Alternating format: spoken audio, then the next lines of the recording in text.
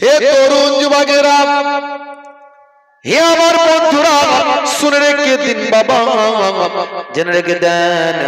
আল্লাহর নবী ওয়াজ করছেন, সাহাবায়ে কেরামেরা ওয়াজ শুনছেন, এমন ওয়াজ শুনছেন মনোযোগ দিয়ে। এ তো আর আমাদের মতো বক্তা শ্রোতা নয়, নবী বক্তা, সাহাবায়ে কেরামেরা শ্রোতা। এত মনোযোগ দিয়ে সাহাবায়ে কেরামেরা শুনেন। সাহাবায়ে কেরামেরা যখন ওয়াজ শুনতেন, উড়ন্ত পাখিগুলো সাহাবায়ে কেরামদের কাঁধে এসে বসতো, মাথায় এসে বসতো। পাখি বুঝতে পারতো না কোনো মানুষের মাথায় কাঁধে বসেছি, আর সাহাবীরাও বুঝতে পারতেন না আমাদের মাথায় পাখি বসেছে, কাঁধে বসেছে। এত মনোযোগ দিয়ে তারা কনসেন্ট্রেশন দিয়ে আল্লাহর নবীর ওয়াজ তারা শুনতেন। এই রকম জরুরি আলোচনা। হে তরুণ যুবকেরা, ঈদের দিনে নবী আমার ওয়াজ করছেন, এমন সময় একজন বাচ্চা, বা আমার দোস্ত আমার, একজন বাচ্চা, ছোট বাচ্চা, 5-6 বছর বয়স, চোখ ভরা পানি, বুক ভরা বেদনা, নাক দিয়ে সর্দি ঝরছে, চোখ দিয়ে পানি ঝরছে, গা দিয়ে দুর্গন্ধ, প্যান্টটা ছেঁড়া ফাটা, ঝরঝর করে কাঁদতে কাঁদতে ইয়া রাসূলুল্লাহ হাবিবাল্লাহ, ইয়া রাসূলুল্লাহ হাবিবাল্লাহ বলে ভাই আমার ভিড় ঠেলে পেছন সাইড থেকে সাহাবায়ে কেরামদের ভিড় ঠেলে আল্লাহর নবীর ভাই আমার সামনে পর্যন্ত আসার চেষ্টা করছেন। আল্লাহর নবী দেখতে পেয়েছেন। হে তরুণ যুবকেরা, এমন সময় নবী আমার ওয়াজ বন্ধ করলেন, জরুরি আলোচনা বন্ধ করে দিলেন, জরুরি ওয়াজ করা বন্ধ করে দিলেন। আমি আপনি হলে বলতাম, আচ্ছা দেখো তো বাচ্চাটা কেন কাঁদছে, কি চাই, এ কথা বলতাম। নবী আমার আপনার সঙ্গে কতটা তফাৎ একবার ভাবেন। নবী আমার ওয়াজ বন্ধ করে দিয়ে সঙ্গে সঙ্গে সামনে চলে গেলেন, গিয়ে বাচ্চাটাকে আগে কোনো কথা না বলে, হাদিস পাকের মধ্যে এসেছে, আগে কোলে তুলে নিয়ে এ গালে একটা চুম্বন, ও গালে একটা চুম্বন দান করে দিলেন। আগে চুমু দিলেন, তারপরে জিজ্ঞাসা করছেন কেন কাঁদছো, ওই কেন তুমি কাঁদছো, লেমা তুবকিকা, তোমার কান্নার কারণটা কি। হে তরুণ যুবকেরা, আল্লাহর নবীর আখলাকটা ভাবুন, নবীর চরিত্রকে বাস্তবায়িত করুন, দয়ার নবীর চরিত্রকে আত্মস্থ করুন। আল্লাহর নবী কেমন আখলাক দেখাচ্ছেন। নবী আমার আগে কোলে নিলেন, এগালে একটা চুম্বন দিলেন, ওগালে একটা চুম্বন দিলেন। তার শরীরটা কিন্তু পরিষ্কার ছিল না, তারপরেও নবী আমার বাচ্চার চোখ গালে চুম্বন দিয়ে এবার জিজ্ঞাসা করলেন, বাবা বাচ্চা কেন কাঁদো। সেই সময় বাচ্চাটির চোখ ভরা পানি, বুক ভরা বেদনা নিয়ে দয়ার নবীর কাছে সব মনের কথা বলেছিল। ইয়া রাসূলুল্লাহ হাবিবাল্লাহ, আজকে ঈদের দিন, পবিত্র খুশির দিন, সকলের বাপ আছে, মা আছে, বাচ্চাদের তারা কত আনন্দ করছে, বাচ্চাদের তারা কত ভালোবাসছে, কত সুন্দরভাবে জীবন যাপন করছে। আর আজকে ঈদের দিনে, খুশির দিনে, যার বাপ নাই, যার মা নাই, তার আবার কি দুঃখ দুর্দশা থাকবে হুজুর। আমার থেকে বড় দুঃখ দুর্দশা আর কার থাকতে পারে। আমি হলাম এতিম বাচ্চা, এতিমের জ্বালা যন্ত্রণা একজনই বুঝবে, এতিম নবী ছাড়া আর কে বুঝবে। আমি এতিম নবীর কাছে এসেছি। আল্লাহর নবী চোখ ভরা পানি, বুক ভরা বেদনা নিয়ে বললেন, হে বাবা ছেলে শুনে রেখে দাও, আজকের দিনে আমি যদি তোমার বাপ হয়ে যাই, তুমি কি আমার সন্তান হতে পারো। বাচ্চাটি কেঁদে কেঁদে বলেছিল, হুজুর এর থেকে খুশ তাকদীর, এর থেকে ভালো কপাল, এর থেকে ভালো কথা আর কি হতে পারে। আপনি আমার বাপ হবেন, এর থেকে ভালো তাকদীর আর কি হতে পারে। আমি এর থেকে বড় সৌভাগ্যবান আর কেমন করে হতে পারি। আল্লাহর নবী বললেন, বাবা ছেলে তাহলে কেঁদো না, আজ থেকে তুমি আমাকে পিতা বলে ডাকবে, আমি তোমাকে পুত্র বলে ডাকবো। চলো চলো চলো বাড়িতে যাই। বাড়িতে নিয়ে গেলেন কোলে করে ভালোবেসে। আম্মা জানা আয়েশা সিদ্দিকা রাদিয়াল্লাহু তাআলা আনহাকে বললেন, ও বিবি আয়েশা, দেখো দেখো আজকে পবিত্র ঈদের দিনে, খুশির দিনে কাকে নিয়ে এসেছি। এটা হলো এতিম বাচ্চা, এর বাপ নাই, মা নাই, দুঃখ দুর্দশার সীমা পরিসীমা নাই, তাই আমি এতিম নবী এর বাপ হয়েছি। তুমি আয়েশা কি এর মা হতে পারো। আম্মা জানা আয়েশা সিদ্দিকা রাদিয়াল্লাহু তাআলা আনহা বলেছিলেন, ইয়া রাসূলুল্লাহ হাবিবাল্লাহ, আপনি যদি এর বাপ হতে পারেন, আমি আয়েশা কেন এর মা হতে পারি না? নিশ্চয় আমি এর মা হব। আল্লাহর নবীর কাছ থেকে নিজে কোলে নিলেন বাচ্চাকে, আদর করলেন, চুমু খেলেন, বললেন চলো বাবা ছেলে, তোমার শরীরটা নোংরা হয়ে আছে, তোমার পোশাকটা ছেঁড়া ফাটা হয়ে আছে, গা থেকে দুর্গন্ধ বের হচ্ছে, চলো বাবা তোমাকে গোসল করিয়ে দিন। ভালো করে গোসল করিয়ে দিলেন, পরিষ্কার পরিচ্ছন্ন করালেন, নতুন পোশাক পরিয়ে দিলেন, আতর খুশবু লাগিয়ে দিলেন, মাথা আঁচড়ে দিলেন, টুপি পরিয়ে দিলেন, সুন্দর পোশাকে সজ্জিত করে দিলেন, দিয়ে বললেন যাও বাবা, কিছুক্ষণ আগে তোমার অবস্থাটা মদিনার বাচ্চারা দেখেছিল, এখন তোমার হাসি মুখটা তাদের দেখিয়ে দাও। হে তরুণ যুবকেরা, হে আমার বন্ধুরা, এমন সময় ওই বাচ্চাটা সুন্দর সজ্জায় সজ্জিত হয়ে চলে গেল মদিনার ময়দানে। বাচ্চারা তাকে দেখলো, দেখে বললো হ্যাঁ রে বাচ্চা, কিছুক্ষণ আগে দেখলাম তুই কাঁদছিলিস, তোর নাক দিয়ে ঝরছিল সর্দি, চোখ দিয়ে পানি, গা দিয়ে দুর্গন্ধ, সারা শরীরটা ছিল নোংরায় আচ্ছন্ন, তোর প্যান্টটা ছিল, পোশাকটা ছিল ছেঁড়া ফাটা, এখন তোর কান্না মুখে কে হাসি ফোটালো? সেই বাচ্চাটি তখন আনন্দের অশ্রু বিসর্জন করে বলেছিল, কিছুক্ষণ আগে আমার বাপ ছিলেন না, কিছুক্ষণ আগে আমার মা ছিলেন না, আমার দুঃখ দুর্দশার সীমা পরিসীমা ছিল না, এখন আমি এমন বাপের বাপ পেয়েছি, এমন মায়ের মা পেয়েছি, যে বাপ যে মা পৃথিবীর জমিনে আর কেউ পাইনি, আর পাবে না। জোরে হবে না? মদিনার বাচ্চারা বলেছিল কে তোর বাপ, কে তোর মা? সেই সময় ওই বাচ্চাটি আনন্দের অশ্রু বিসর্জন করে বলেছিল, আমার আব্বা হলেন এখন আখির জামানার পয়গম্বর, আর আমার মা হলেন জগৎ জননী মা আম্মা জান আয়েশা সিদ্দিকা রাদিয়াল্লাহু তাআলা আনহা। সেই সময় মদিনার বাচ্চারা বলেছিল হাই রে হাই, যদি আজকের দিনে আমাদেরও বাপ না থাকতো, আজকের দিনে যদি আমাদেরও মা না থাকতো, তাহলে আমরা আখিরি জামানার পয়গম্বরকে আব্বা হিসাবে পেতাম, আর জগৎ জননী মা আয়েশাকে আমরা মা হিসাবে পেতাম। নবীর আখলাক, নবীর চরিত্র।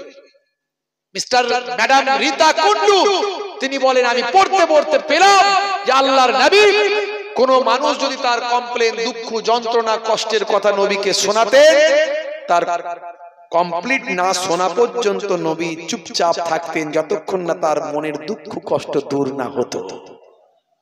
আমরা সত্যি করে বলুন তো, পুরো কারো দুঃখ পুরোটাই শুনি? খুব কম লোক আছে, হয়তো পার্সেন্টেজে 1-2% পাওয়া যেতে পারে। একটু দুঃখের কথা যদি আপনি আমাকে বলেন, ও আপনার কথা শোনার আগে আমি আমার দুঃখের কথা আপনাকে শুনিয়ে দেবো 2-4টে। দূর বাবু, এতক্ষণ শোনার আমার সময় নাই। কথা ঠিক না ভুল? যখন আপনি কথা বলবেন, হাসি মুখে কথা বলবেন। নবীর দরবারটা এরকম ছিল। একদিন একটা বৃদ্ধা মহিলা আল্লাহর নবীর কাছে এসে বলেন, ইয়া রাসূলুল্লাহ, হাবিবাল্লাহ, আমি কি জান্নাতে যেতে পারবো? আল্লাহর নবী কিরকম তার দরবারটা, কিরকম পয়গম্বর, কি মুখের মিষ্টতা, কি সুন্দর আখলাক। আল্লাহর নবী এমন সময় বললেন, মা, বুড়ি মা, শুনে রেখে দাও মা, বুড়ি মা, বুড়িরা তো জান্নাতে যাবে না। নবী আমার বুড়িমার সঙ্গে একটু মজা করছেন, আনন্দ করছেন, বুড়িমার সঙ্গে একটু মজা করছেন। বুড়িমা, শুনে রেখে দাও মা, বুড়িমা, বুড়িরা তো জান্নাতে যাবে না। বুড়িমা তো জান্নাতে, বুড়িমা তুমি তো, বুড়িমা তো জান্নাতে যেতে পারবে না, বুড়ো বুড়ি তো জান্নাতে যেতে পারবে না, জান্নাতে তো বুড়ো বুড়ি যাবে না। এ কথা বলার সঙ্গে সঙ্গে বুড়িমা কান্না শুরু করলেন।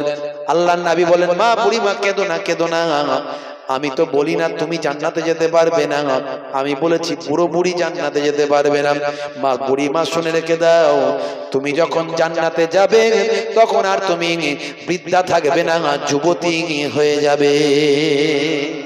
কারণ জান্নাতে যুবক যুবতী হবে সবাই, কেউ বুড়ো বুড়ি থাকবে না। আমার নবীর আখলাক, চরিত্রটা কিরকম? যখন কথা বলবেন তখন মিষ্টি কথা বলবেন, হাসি মুখে থাকবেন, এটাও সুন্নাত। বলছে হুজুর, হাসি মুখে থাকলে, মিষ্টি ব্যবহার করলে এখন দিনকাল যা খারাপ, লোক ঘাড়ে উঠে পড়বে, লোক ঘাড়ে উঠে পড়বে। তো কি করতে হবে? বলছে গম্ভীর ভাবে থাকতে হবে, 10টা কথা বললে একটা উত্তর দেবেন, 9টার উত্তর দেবেন না, তবে লোকটা কথা বলতে গেলে ভাববে বাবা কি কথা বলবো রে, বাবু রেগে যাবে নাকি। সে কি বলে হ্যাঁ, আর কি করতে হবে বলতে মাঝে মাঝে প্রয়োজন হলে মোটা গোঁপ রাখতে হবে, মোটা গোঁপ। তারপর গোঁপেতেও যদি কাজ না হয় তাহলে গোঁপ বীরাপ্পনের মতো করে ঘোরাতে হবে, তবে লোকে ভয় পাবে। আর আমার নবী হাসি মুখে কথা বলতেন, মিষ্টি কথা বলতেন, পোলাইট ব্যবহার দেখাতেন, এটাও নবীর সুন্নাত। জোরে বলুন সুবহানাল্লাহ। হে তরুণ যুবকেরা, হে আমার বন্ধুরা, হে আমার মুরব্বিয়ানেরা, তাহলে আবার আপনার আমলটাকে সুন্দর করতে হবে। নামাজ পড়ছেন, নামাজে মহাব্বত রাখতে হবে। নামাজটা লোক দেখানো যেন না হয়, নামাজটা গতানুগতিক যেন না হয়। আপনি হাইব্রিড তসবিহ নিয়ে রাস্তায় ঘুরছেন, তসবিহ বের করে লোকের সামনে খাটাখাট করে গুনছেন। যদি আপনার মনে হয় লোকে আমাকে বড় তসবিহওয়ালা বলবে, যদি মনে হয় লোকে আমাকে বড় আল্লাহওয়ালা বলবে, যদি মনে হয় লোকে আমাকে বড় নামাজি বলবে, চাচা বলছেন, চাচা ভাইপোকে বলছে, হারা ভাইপো গত রাতের বেলা 1:30টার সময় কুকুরটা কেন চেঁচাচ্ছিল জানিস? বলে চাচা আমি কি করে জানবো, আমি তো 10টায় শুয়ে পড়ি আর সকালে ঘুম থেকে উঠি, আমি কি আর কুকুরের আওয়াজ পাই? তুমি অত রাত্রে কি করছিলে? বলে তুই বাবা জানিস না, প্রতিদিন আমি তাহাজ্জুদের নামাজ না পড়লে আমার রাত কাটে না। তোমার যদি এই কথাটা শোনানোর উদ্দেশ্য হয় যে তুমি তাহাজ্জুদের নামাজ পড়া বান্দা, তাহলে মনে রাখবে তোমার ওই নামাজের মধ্যে একটু খুঁত ঢুকে গেল, আল্লাহ কবুল করবে কিনা গ্যারান্টি দেওয়া যাবে না। হে তরুণ যুবকেরা, আন্তরিকতা দরকার আপনার আমলের মধ্যে। ভাই আমার, আপনার আমলটা পরিপূর্ণতা হওয়া দরকার। হে মুসলমান, তাহলে দুটো জিনিস দরকার, একটা হলো ঈমানে পরিপূর্ণতা, আর একটা হলো আমলে পরিপূর্ণতা। এই দুটো জিনিস যদি আপনি কমপ্লিট করতে পারেন, আল্লাহ বলেন আমার কাছে মহা পুরস্কার রাখা আছে, সেই পুরস্কারটার নাম হলো জান্নাত। জোরে হবে না ভাইরা আমার, তরুণ যুবকেরা আমার, মুরব্বিয়ানেরা আমার, হে তরুণ যুবকেরা, হে আমার বন্ধুরা, শুনে রেখে দিন বাবা, জেনে রেখে দেন। আমার আল্লাহ বলেন কোরআন মাজিদের ভিতরে, ইন্নাল্লাযীনা আমানু ওয়া আমিলুস সালিহাত কানাত লাহুম জান্নাতুল ফিরদাউসি নুজুলা। যারা ঈমানটা এনেছে, সেই মতো আমলটা করেছে, তাদের জন্য আমি আল্লাহ আমার দয়ার জান্নাত, জান্নাতুল ফিরদাউস দান করে দিলাম। এ জওয়ান যুবকেরা, এর জন্য আমাদের কি করতে হবে? প্রথমে ঈমানটাকে আনতে হবে। আল্লাহর পুরস্কার যদি আমরা পেতে চাই, এই পৃথিবী ছেড়ে বিদায় নেওয়ার পরে যদি আমাদের রূহটা ইল্লিনের জমিনে, ইল্লিনের মাকামে যদি অধিষ্ঠিত করতে চাই, তাহলে আপনাকে আমাকে কি করতে হবে? দুটো জিনিস করতে হবে। কাজ হলো দুটো। কটা কাজ? দুটো কাজ। একটা হলো ঈমান, ইন্নাল্লাযীনা আমানু, নিশ্চয় যারা ঈমান এনেছে, ঈমানটা প্রথমে আনতে হবে। এখন বলুন তো দেখি, আমরা ঈমান এনেছি না আনিনি?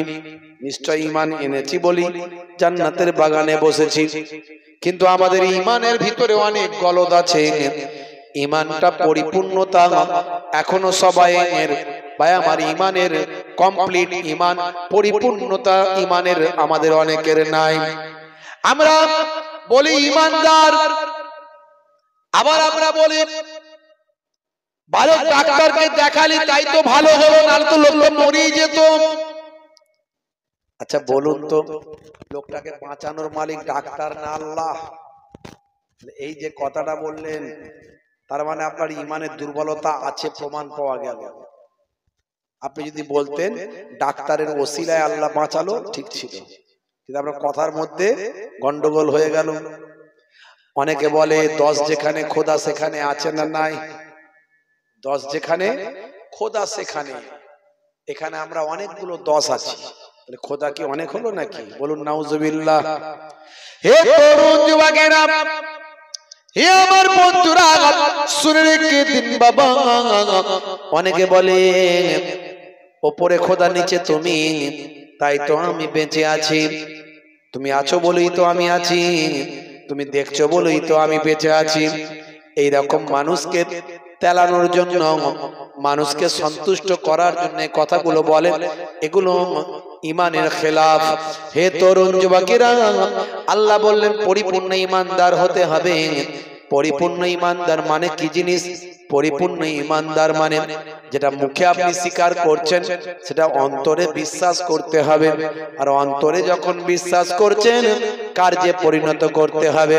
তাসদীকুম বিল কালব ওয়া তাকরীরুম বিল লিসান ওয়া আমাল বিল আরকান। মুখে স্বীকার, অন্তরে বিশ্বাস, কার্যে পরিণত করা, এই তিনটে জিনিসের সংমিশ্রণের নাম হলো কমপ্লিট ঈমান। কি বলে কমপ্লিট ঈমান? হে তরুণ যুবকেরা, হে আমার বন্ধুরা, আপনাকে আমাকে প্রথমে সবচেয়ে আগে ঈমানদার হতে হবে। তারপরে আপনাকে আমাকে ঈমানকে কমপ্লিট করার পরে আপনাকে আমাকে আমলের দিকে যেতে হবে। আমলটা করতে হবে পরিপূর্ণভাবে।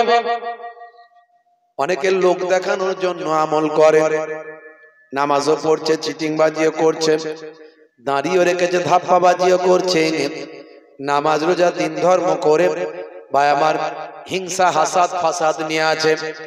এমন অনেক নামাজি, এমন অনেক দাঁড়িওয়ালা, এমন অনেক আলেম আমি দেখেছি যার বাপের বিরুদ্ধে হাইকোর্টে মামলা চলছে।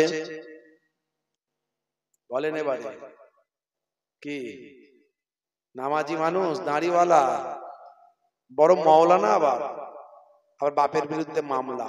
হ্যাঁ, কমিটির ছেড়ে একটু তিরপল গুলো বিছিয়ে দাও না।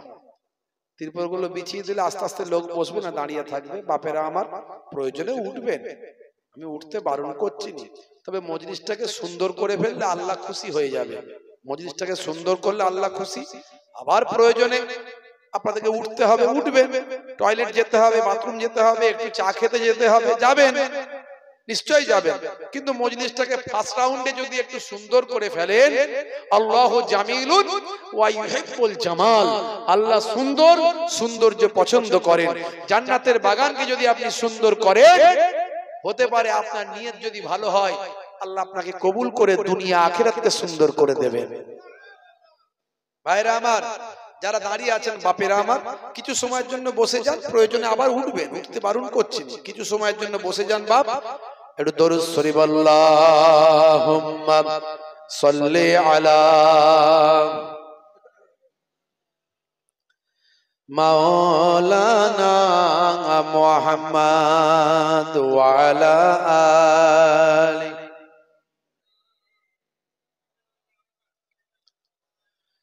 হাজারো ব্যথা বেদনার পরে ফিরে আসনি তুমি আপন ঘরে। দিনের আলো তুমি ছড়িয়ে দিতে চলে গেলে মদিনায় মক্কা ছেড়ে। হে রাসূল তোমাকে ভুলি আমি কেমন করে। হে রাসূল তোমাকে ভুলি আমি কেমন করে। হাজারো ব্যথা বেদনার পরে ফিরে আসনি তুমি আপন ঘরে। দিনের আলো তুমি ছড়িয়ে দিতে চলে গেলে মদিনায় মক্কা ছেড়ে। হে রাসূল আমি কেমন করে। হাজারো ব্যথা বেদনার পরে ফিরে আসনি তুমি আপন ঘরে। দিনের আলো তুমি ছড়িয়ে দিতে চলে গেলে মদিনায় মক্কা ছেড়ে। হে রাসূল তোমাকে ভুলি আমি কেমন করে। আল্লাহুম্মা সাল্লি আলা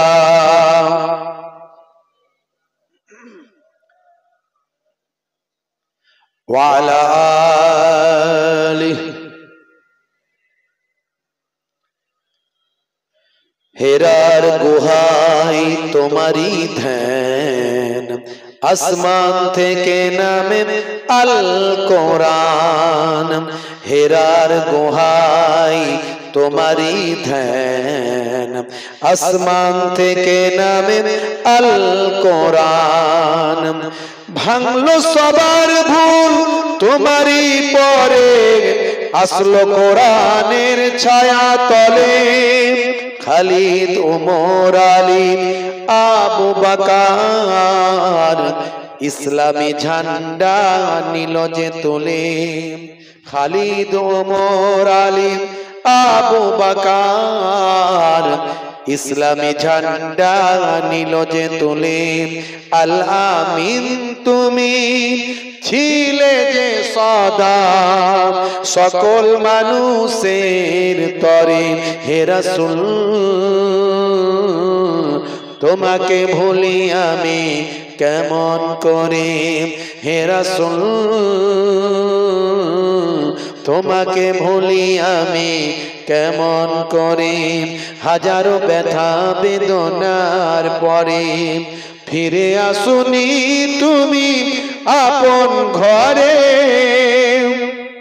দিনের আলো তুমি ছড়িয়ে দিতে,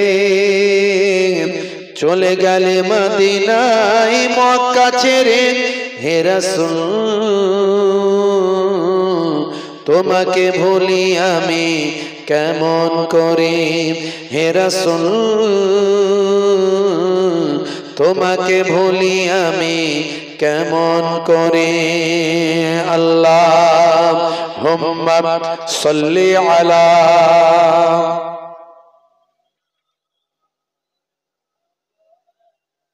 ওয়া আলা আলিহি।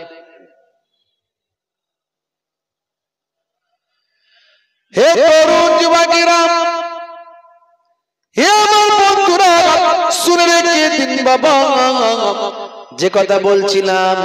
তাহলে আপনাকে আমাকে আগে ঈমানটা মজবুত করতে হবে। আল্লাহর পুরস্কার পেতে গেলে, আল্লাহর নৈকট্য লাভ করতে গেলে দুটো জিনিস কি কি? ইন্নাল্লাযীনা আমানু, প্রথমে তোমাদেরকে ঈমানদার হতে হবে। ওয়া আমিলুস সালিহাত, তারপর নেক কাজ ভালো কাজ করতে হবে।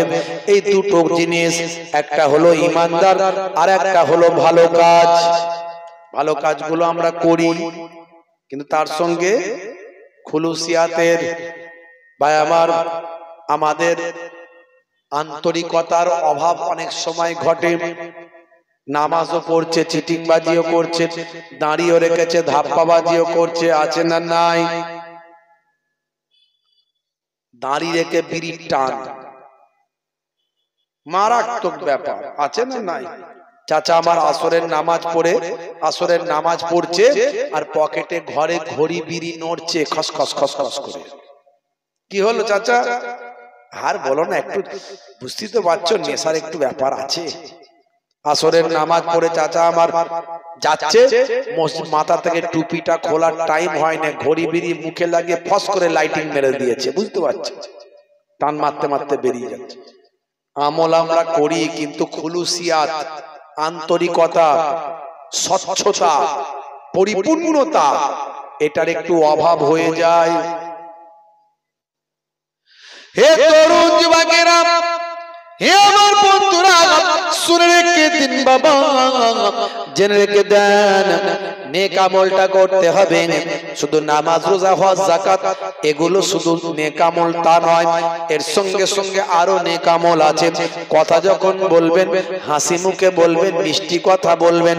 এমনকি আপনাকে যখন কেউ কথা শোনাবে, তার দুঃখের কথা, কষ্টের কথা, আপনি তার দুঃখের কথা শুনবেন, পুরোটা শুনবেন, শুনতে শুনতে চলে যাবেন না। আমার নবীর কাছে যদি কেউ তার দুঃখের কথা, কষ্টের কথা বলতেন, যতক্ষণ না তার কথাটা শেষ হতো আমার আপনার নবী তার কথাটা পুরোটাই শুনতেন। একজন প্রফেসর রীতা কুন্ডু, একজন মহিলা আমার নবীর শিষ্যা। সেই মহিলা বলছেন, কেন আমি নবীর শিষ্যা হলাম শুনে রেখে দাও। আমি একজন শিক্ষিতা নারী, আমি একজন প্রফেসর, আমি আমার নবীর শিষ্যা কেন হলাম? তার কারণ হলো আমি দীর্ঘদিন ধরে বিভিন্ন ধর্মশাস্ত্রগুলো নিয়ে অধ্যয়ন করলাম।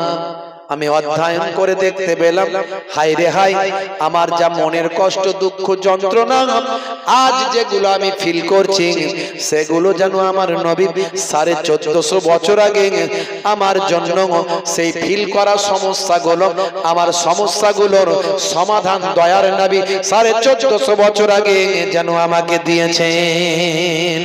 আমি রীতা কুন্ডু অবাক হয়ে গেলাম। আমি পড়তে পড়তে পেলাম, আমি অনেক সময় লক্ষ্য করেছি আমার মনের কষ্ট কেউ শুনতে চায় না। আমি যদি আমার মনের দুঃখ কষ্টটা কাউকে বলি, সে তার মনের কষ্ট সঙ্গে সঙ্গে আমাকে শোনায়। আমার কথা শেষ হওয়ার আগেই তার কথাটা শোনাতে শুরু করে। আমার মনের কষ্ট, দুঃখ, যন্ত্রণা মন দিয়ে কাউকে শোনাতে পারলাম না। আমি আমার এই ঘটনা পড়তে পড়তে আমি আমার দুঃখের যন্ত্রণার কথা মনে পড়ে গেল। আমার নবীর কাছে যদি কেউ মনের দুঃখের কথা বলতেন, আল্লাহর নবী তার কথা কমপ্লিট না হওয়া পর্যন্ত তার দুঃখের কষ্টের কথা শ্রবণ করতেন। আপনাকে যদি আমার মনের দুঃখের কথা বলি, ভাই শরীরটা খুব খারাপ, বাড়িতে বড় বিপদের মধ্যে আছি, তোমার ভাবিরও শরীর খারাপ, বাচ্চাগুলো, তখন এই কথা শেষ হবে না, তার আগে ওই লোকটা বলবে, আর বলিস না ভাই, আমারও একই অবস্থা। আমার কথা শেষ হলো না, তার আগে সে শুনিয়ে দিল। কথা ঠিক না ভাই? তাহলে বুঝতে পারছেন আমার ওয়াজটা কোথায়, কোন ওয়াজটা আমি করছি। আপনার মনের অসুখটাকে ঠিক করতে হবে। ইসলাম আপনাকে সবকিছু শিখিয়েছে, বাহ্যিক, আভ্যন্তরীণ, এক্সটার্নাল, ইন্টারনাল। হে তরুণ যুবকেরা, আল্লাহর নবী যখন কথা বলতেন, হেসে হেসে মুচকি হাসি দিয়ে, হাসি হাসি মুখ নিয়ে কথা বলতেন। হে তরুণ যুবকেরা, আল্লাহর নবীর চেহারাখানা দেখে কেউ ভয় পেত না। আল্লাহর নবীর সঙ্গে কথা বলার সাহস সবারই থাকতো। একটা বাচ্চা ছেলে, সেও নবীর সঙ্গে কথা বলার সাহস হতো। একজন বৃদ্ধ, বৃদ্ধা মহিলা, বৃদ্ধ বুড়ি মা, বৃদ্ধ মা, সেও নবীর সামনে কথা বলার তার সাহস হতো। হে তরুণ যুবকেরা, ঈদের দিনে আল্লাহর নবী ওয়াজ করছেন। নবীর দয়ার নবী যখন ওয়াজ করতেন, সাহাবায়ে কেরামেরা তো মনোযোগ দিয়ে শুনতেন। এ তো আর আমাদের মতো বক্তা, আমাদের মতো শ্রোতা নয়। বক্তা হলেন নবী আর শ্রোতা হলেন সাহাবারা। যে সাহাবায়ে কেরামদের কথা আল্লাহর নবী বলেন, আসহাবিকান নাজুম বিআইহিম ইক্তাদাইতুম ইহতাদাইতুম।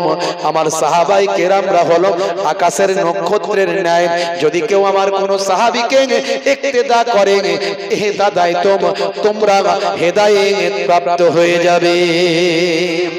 তোমরা যদি আমার সাহাবীদেরকে ইক্তেদা করো, তোমরা হেদায়েত প্রাপ্ত হয়ে যাবে।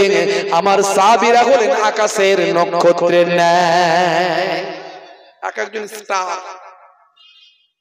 বুঝতে পারছেন? আল্লাহর নবীর দেওয়া সার্টিফিকেট সাহাবায়ে কেরাম। কত রকমের বক্তা বেরিয়েছে। একটা বক্তার ভিডিও আমাকে পাঠালো একজন, বলছে বক্তা বলছে আবু বকর সিদ্দিক রাদিয়াল্লাহু তাআলা আনহু, তার এত সুন্দর করে বলছে না, বেয়াদব বক্তা তো। এখন দুই ধরনের বক্তার ওয়াজ আপনারা শুনতে পাবেন, একটা আদবওয়ালা বক্তা, একটা বেয়াদবওয়ালা বক্তা। একটা হলো হুসাইনি ঘরানার ইমাম হুসাইনি হুজুরের ভালোবাসার হুসাইনি ঘরানার বক্তা, আর একটা পাবেন এজিদি ঘরানার বক্তা। দুই ধরনের। কি করে বুঝবেন? পরীক্ষা কি করে করবেন? তার কথার মধ্যে থাকবে মার্জিত ভাব, আদব, তাজিম, মিষ্টতা, নবী খানদানের প্রতি সম্মান, আহলে বায়াতের প্রতি মর্যাদা, নবীর সবসময় সম্মান, আউলিয়ায়ে কেরামদের সম্মান তার কথার মধ্যে পাবেন। আবার অতিভক্তি চোরের লক্ষণ।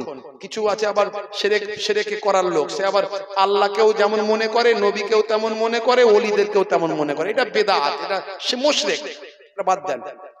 আর একটা হলো বক্তাদের আপনি পাবেন, তারা হলো আল্লাহকেও সম্মান দিয়ে কথা বলে না, আল্লাহর প্রতিও তাদের ভক্তি সে শ্রদ্ধা সেরকম, আর নবীর প্রতিও তাদের ভক্তি শ্রদ্ধা সেরকম নাই। আর নবীর খানদান, আহলে বায়াত আর ওলিয়া আউলিয়াদের কথা বলতে গেলে তারা তো তুচ্ছ তাচ্ছিল্যের সঙ্গে কথাবার্তা বলে ফেলে। এটা আমাদের বুঝে নিতে হবে। বক্তা বলছে আবু বকর হুজুরের কথা বলছে, আবু বকর সিদ্দিক রাদিয়াল্লাহু তাআলা আনহু বলছে, আবু বকর নবীর সাহাবী আবু বকর তিনি কতবার হজ করেছেন, আমি যা হজ করেছি গুণে শেষ করা যাবে না। আবু বকর তিনি কতবার কোরআন মাজিদ খতম করেছে, আমি যা খতম করেছি গুণে শেষ করা যাবে না। সেই বক্তার আমাদের ভিডিওটা পাঠানো, শোনো। নবীর সাহাবীর বিরুদ্ধে তুচ্ছ ধারণা রাখার কারণে তার ঈমানটা বরবাদ হতে পারে। অত সহজ নয়। নবীর সাহাবীদের আল্লাহ এত সম্মান দিয়েছেন, এত মর্যাদা দিয়েছেন, বুঝতে পারছেন? আদবটা ইসলামের একটা বড় জিনিস, আপনাকে মাথায় রাখতে হবে। এই জন্য আমরা মুজাদ্দিদুজ জামানকে মানি, তিনি আমাদের আদব শিখিয়েছেন। এই জন্য বসিরার আল্লামা হুজুর এত বড় আলেম হওয়ার পরেও ওয়েস্ট বেঙ্গলের 1 নম্বর আলেম তৎকালীন যুগে বসিরার আল্লামা হুজুর কলকাতা আলিয়া মাদ্রাসায় যতদিন পড়াশোনা করেছেন, পশ্চিমবঙ্গের 1 নম্বর মাদ্রাসা সেটা, সেই মাদ্রাসা ব্রিটিশ আমলের, সেই মাদ্রাসায় যতদিন পড়েছেন বসিরাট হুজুরের উপরে কেউ উঠতে পারেনি, সব নিচে। বসিরাট হুজুর দেখলেন জগৎ বিখ্যাত আলেম ফুরফুরার পীর মুজাদ্দিদুজ জামান, সবাই তো 6টা হাদিসের আলেম হয়, বুখারী, মুসলিম, তিরমিজি, আবু দাউদ, নাসাই, ইবনে মাজাহ। আর মুজাদ্দিদুজ জামান পীর আবু বকর সিদ্দিক রাহমাতুল্লাহ আলাইহি শুধু 6টা হাদিস নয়, তার সঙ্গে সঙ্গে মদিনা শরীফ থেকে আরো 40টা হাদিস শেষ করে তার সনদ প্রাপ্ত হয়ে হিন্দের জমিনে ফিরে এলেন। বুঝতে পারছেন? বসিরাট হুজুর মুজাদ্দিদুজ জামানের হাতে হাত দিয়ে তিনি বায়াত হয়েছিলেন। ডক্টর মোহাম্মদ শহীদুল্লাহ সাহেব, যিনি 18টা ভাষায় পণ্ডিত ছিলেন, 18টা ভাষা, বুঝতে পারছেন? তিনি দাদা হুজুর পীর কেবলা রহমাতুল্লাহ আলাইহির হাতে হাত দিয়ে বায়াত হলেন। তারা জ্ঞানের দিক থেকে তাদের অভাব ছিল না, পণ্ডিতদের দিক থেকে তাদের অভাব ছিল না, ইলমের দিক থেকে তাদের কোনো কমি ছিল না। কোরআন, হাদিস, তাফসীর, ফিকহ, উসুল, ভাই আমার modern education, English, philosophy, history, mathematics, বুঝতে পারছেন? এই সমস্ত জ্ঞানে তাদের অভাব ছিল না। অভাব কোনটা ছিল? কেন দাদা হুজুরকে টিচার হিসাবে মানলো? তার কারণ হলো ইলমে তাসাউফ, ইলমে মারিফাত, ইলমে বাতিনি, এই সমস্ত ইলমে লাদুন্নির জ্ঞানের অভাব ছিল। তাই তারা সেই জ্ঞানগুলো আদায় করার জন্য, শেখার জন্য, অর্জন করার জন্য একজন ওস্তাদ খুঁজলেন। সেই ওস্তাদটা হলেন পীর আবু বকর সিদ্দিক রাহমাতুল্লাহ আলাইহি। বুঝতে পারছেন? আদবটা একটা বড় জিনিস, এটা একটা শিক্ষা। এই শিক্ষা কে দিয়েছে? আল্লাহ নিজে দিয়েছে। আল্লাহ নিজে শিক্ষা দিয়েছে। সাহাবায়ে কেরামরা কনভারসেশন করছেন, গুফতগু করছেন, বাতচিত করছেন, মুকালেমাত করছেন, বাদুকুম লিবাদিন, একে অপরের মধ্যে, একে অপরের সঙ্গে। এমন সময় তাদের কনভারসেশনের মধ্যে একজনের ভলিউম একটু হাই হয়ে গেল, জোরে হয়ে গেল, একটু হাই ভলিউম, জোরে আওয়াজ হয়ে গেল। সঙ্গে সঙ্গে আল্লাহ রাব্বুল আলামিন আয়াত নাজিল করে দিলেন। নবী কিছু বললেন না, কিন্তু আল্লাহ শুনলেন না।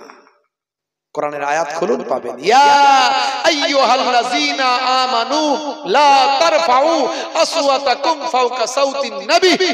সাবধান, তোমাদের আওয়াজটা আমার রাসূলের আওয়াজের থেকে যেন জোরে না হয়ে যায়, আমার নবীর আওয়াজের থেকে ভলিউমের থেকে তোমাদের ভলিউমটা যদি জোরে হয়ে যায়, ওই আয়াতের শেষে আল্লাহ বললেন আনতাহাবাতা আমালুকুম ওয়া আনতুম লা তাশউরুন, তোমাদের আমলগুলো কোনটা দিয়ে বেরিয়ে চলে যাবে, টের পাবে না, বুঝতে পারবে না। নামাজ নামায়েসি হয়ে যাবে, দাড়ি টুপি অ্যাডভার্টাইজার হয়ে যাবে, সব দেখানো হয়ে যাবে।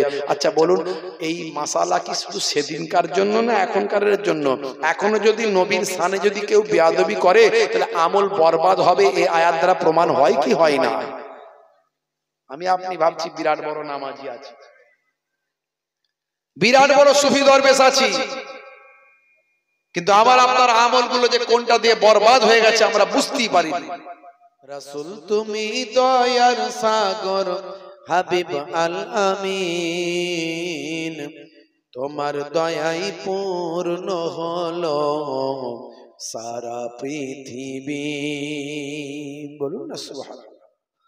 তোমার দয়াই পূর্ণ হলো সারা পৃথিবী। তুমি করলে দুঃখ মোচন দুঃখী মহিলাদের, তুমি দিলে অধিকার ফিরিয়ে তাদের। তোমার কাছে ঋণী সবাই, তোমার কাছে ঋণী সবাই, আমরা প্রতিদিন তোমার দয়াই পূর্ণ হলো সারা পৃথিবী। আল্লাহুম্মা সাল্লি আলা মাওলানা মুহাম্মদ ওয়া আলা আলি।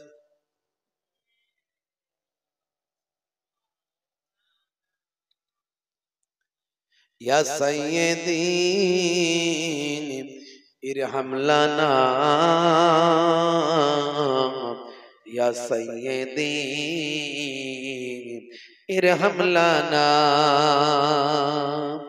ইয়া সাইয়্যিদি ইরহাম লানা, ইয়া সাইয়্যিদি ইরহাম লানা। আল্লাহ আল্লাহ আল্লাহ আল্লাহ আল্লাহ সুবহানাল্লাহ। আল্লাহু আল্লাহ আল্লাহু আল্লাহ আল্লাহু আল্লাহ আল্লাহু আল্লাহ আল্লাহু আল্লাহ আল্লাহু আল্লাহ আল্লাহু আল্লাহ আল্লাহু আল্লাহ। বালাগাল উলা বিকামালিহি কাশাফাদ দুজা বিজামালিহি হাসনাত জামি ওয়া খিসালিহি সাল্লু আলাইহি ওয়া আলিহি। আল্লাহ আল্লাহ আল্লাহ আল্লাহ আল্লাহ আল্লাহ সুবহানাল্লাহ। আল্লাহুম্মা সাল্লি আলা সাইয়্যিদিনা মাওলানা মুহাম্মদ ওয়া আলা আলি।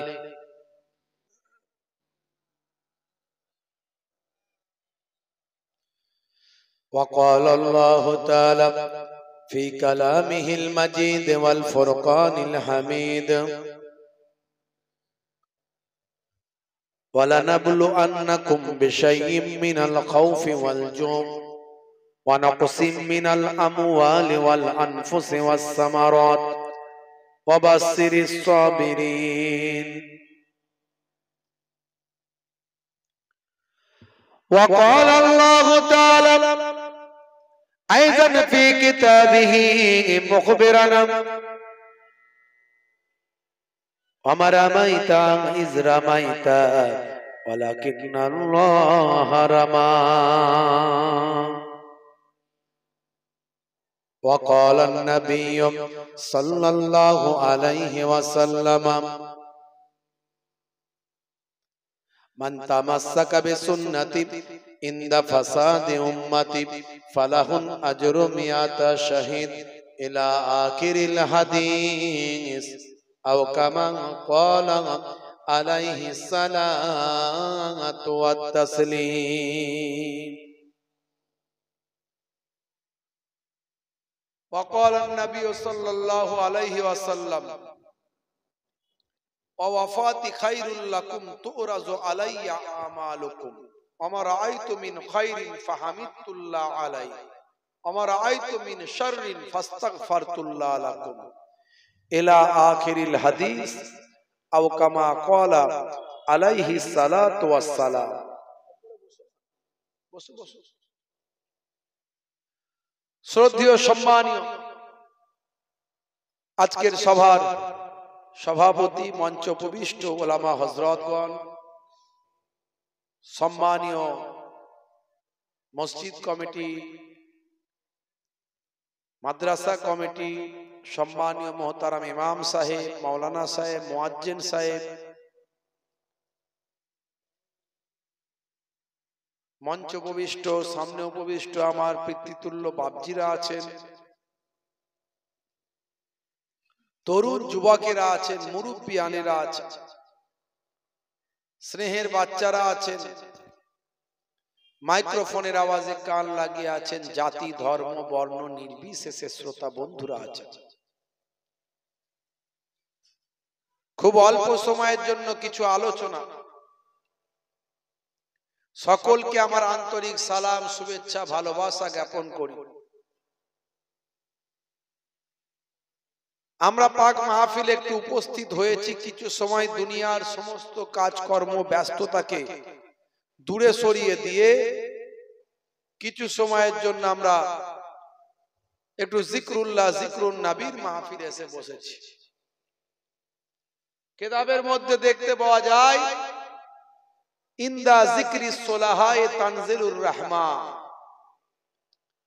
যেখানে আল্লাহর মাহবুব বান্দাদের কথা আলোচনা করা হয়, যেখানে আল্লাহর সালেহ বান্দাদের কথা আলোচনা করা হয়, সেই জায়গাতে আমার আল্লাহ তাআলার রহমত নাজিল হয়।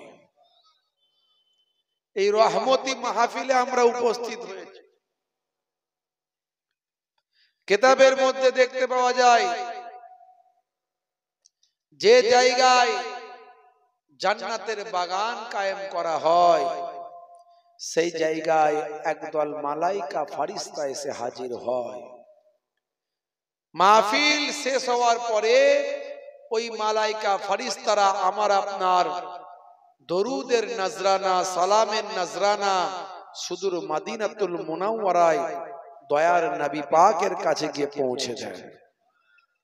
আর একদল মালাইকা ফারিস্তারা আমার আল্লাহর দরবারে গিয়ে পৌঁছে যান।